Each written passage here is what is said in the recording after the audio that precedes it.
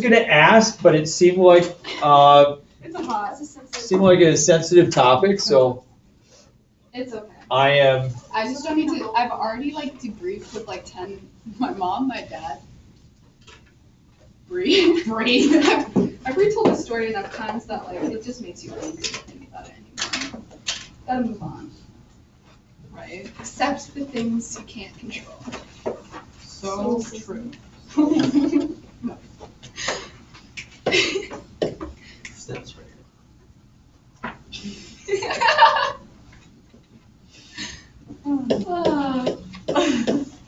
So Danny, when are we gonna have that lapsus meeting?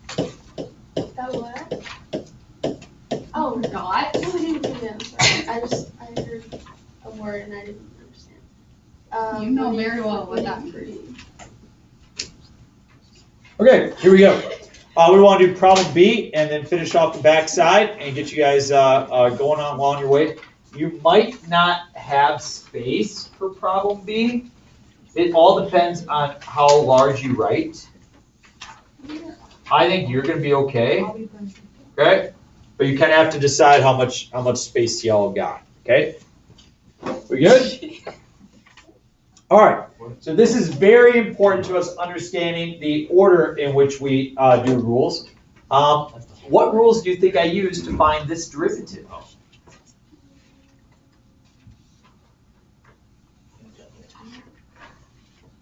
Can you repeat your question? What rules do you think I use to find this derivative?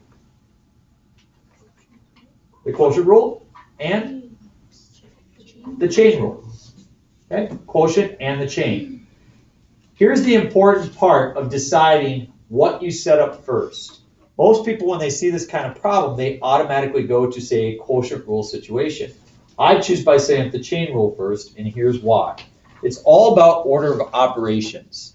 If you were to plug something in for x, you would evaluate the top and then the bottom, you would divide them. And then the very last thing you would do is you would take the square root. So since the square root is the last thing you would do in the order of operation, that is then the outer structure of your setup. So as I set up this chain rule, I'm going to set up the following. U to the 1/2, and then 2 minus x over 2x plus 3.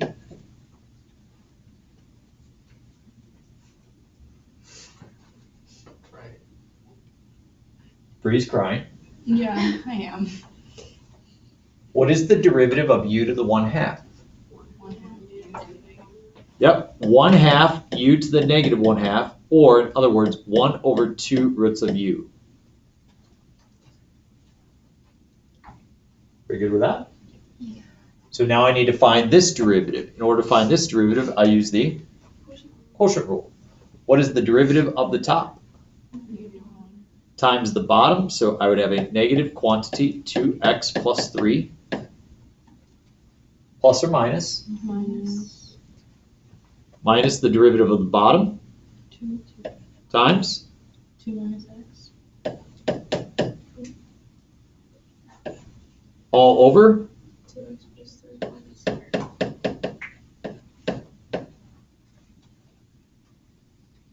Good. Can I combine some like terms in the top? Yeah, I can. I have a negative 2x minus 3, and then I have a minus 4 plus 2x, all over 2x plus 3 quantity squared. What's going to happen to the top? Yeah, the negative 2x and positive 2x cancel. I'm left with a negative 7 over 2x plus 3 quantity squared.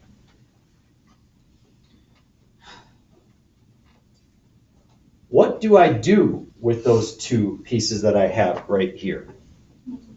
Multiply them together, okay? Now we're going to have to be a little bit careful because we're going to be plugging this in there. And if you notice, we're going to get a complex fraction, and that's what I need to kind of work out a little bit. I have 1 over, and then a fraction in the denominator. I have 2 times the square root of 2 minus x over the square root of 2x plus 3. So instead of writing it as 1 square root, I wrote it as 2 square roots. We okay with that? And I'm going to multiply that by negative 7 over 2x plus 3 quantity squared. Before I multiply these together, I'm going to write this so it's not a complex fraction. So notice in the top, I could write the top as just 1 over 1, and I'm now going to multiply by the reciprocal. And so I get the root of 2x plus 3 over 2 roots of 2 minus x, multiplied by negative 7 over 2x plus 3 quantity squared.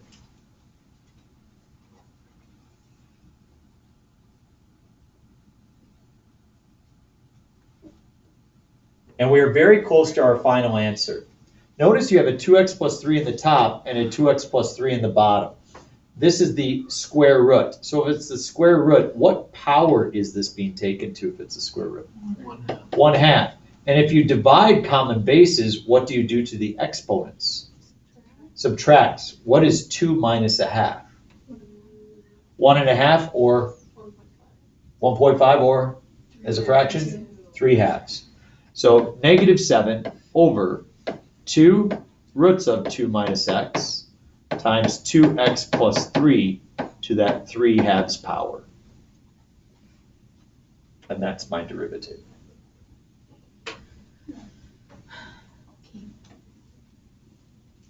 Good job. Those are tricky. This is not tricky. You guys have made it through the tough parts. I would say that the homework assignment that you started working on yesterday, that's the most important homework assignment in your homework packet. That's the one you really want to be able to nail. Here we look at this, and it says, let's now look at a table, and then let's look at a graph. W of x is equal to u of v of x. We want to find w prime of 3 given this table. Notice that w is a composition function. Yesterday, we talked about taking a derivative of a composition function. We said, suppose you have the cosine of 6x. I said, you don't always have to make the boxes. You could use this idea. The derivative is the derivative of the, remember what I said yesterday? It's the derivative of the inside, which is 6, times the derivative of the outside, which is negative sign, with the inside left alone. That's what we talked about. So as you're looking for the derivative of w, you're going to take the derivative of the inside, which is v prime of x.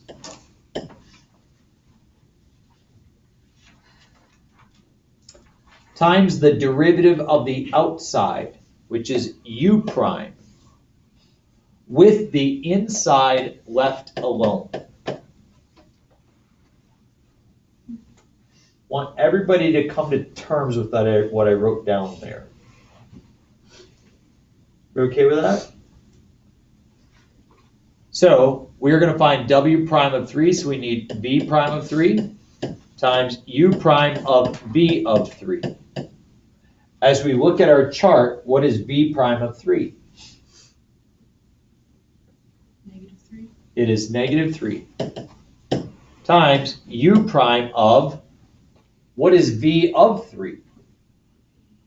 5. 5. Now I have -3 times whatever u prime of 5 is. Now I look at u prime, and now I locate 5, and u prime of 5 is -4. And I get 12. So if you remember, we worked with tables using the product and quotient rule on our last test as well. Here we have the composition. We also looked at a graphical example, okay? I'm going to do one of these, and then you're going to do the other. It says, given the following, let u be equal to f of g of x, and w equal to g of f of x. I'm going to find u prime of 1. You're going to find w prime of -2. So if I'm looking for the derivative of u, I take the derivative of the inside, g prime of x, and I multiply that by the derivative of the outside with the inside left alone.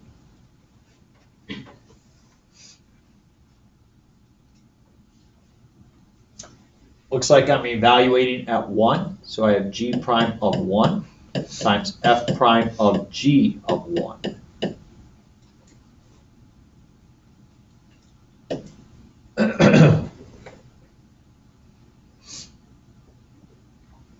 I'm going to draw G in red so everybody can see it a little bit more clearly. And I start with G prime of 1. What would you estimate the derivative to be right here of G? 3? Yep. Times F prime of, what is G of 1? If you type in 1 into G, you get an output of 2. So now I'm going to look at 2 and find what is the derivative of f at 2. Anybody want to say what the derivative is there? Negative 2. So 3 times negative 2 is negative 6. Why don't you try the next one on your own? G of f. Find that derivative.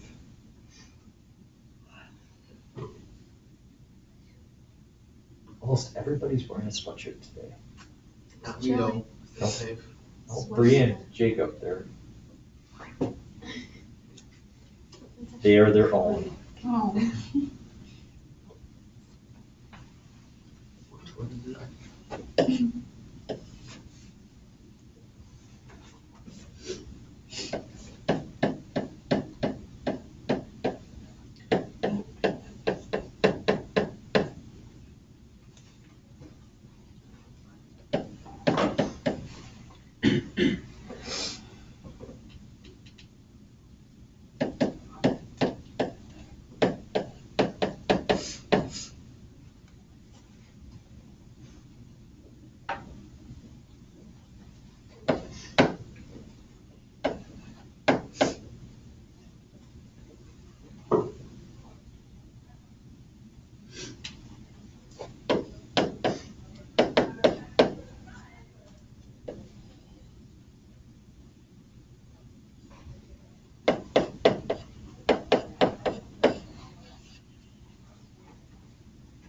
I got a 4.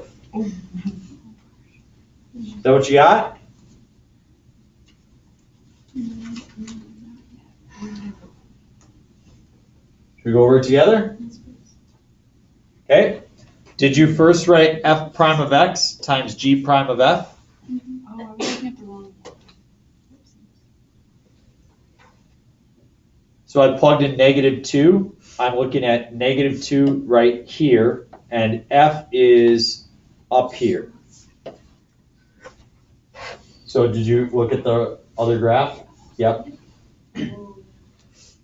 So I saw f prime of negative 2 was 1.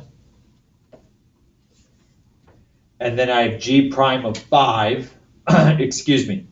And I look at the height of the function at that spot, and the height of the function is 5.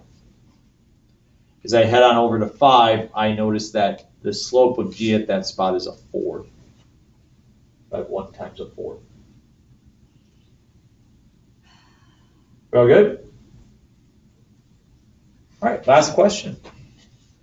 Find the equation for the line tangent to the given curve at the following point. Does this sound like a question we've seen before? What 2 things do you need to be able to find that? It is slope and a point. You obviously already have the point. It is 1, negative 1. How do I find slope? Take the derivative. So f prime of x, what rule do I use to find this derivative? The chain rule. Isn't it incredible now, just after a couple days, how efficient you are with the chain rule? You set up those boxes and boom, away you go. 10 times 2x minus 3 to the 4th power. That's my derivative. How do I find my slope? I first need to plug in 1. That will determine my slope. 2 times 1 is 2, minus 3 is negative 1. What is negative 1 to the 4th? 1 times 10. Turns out my slope is 10. Once you get the derivative, you can plug in whatever x value you want, and that will tell you the slope at that point of that function. Y plus 1 is equal to 10 times x minus 1. Y plus 1 is 10x minus 10. Y is equal to 10x minus 11.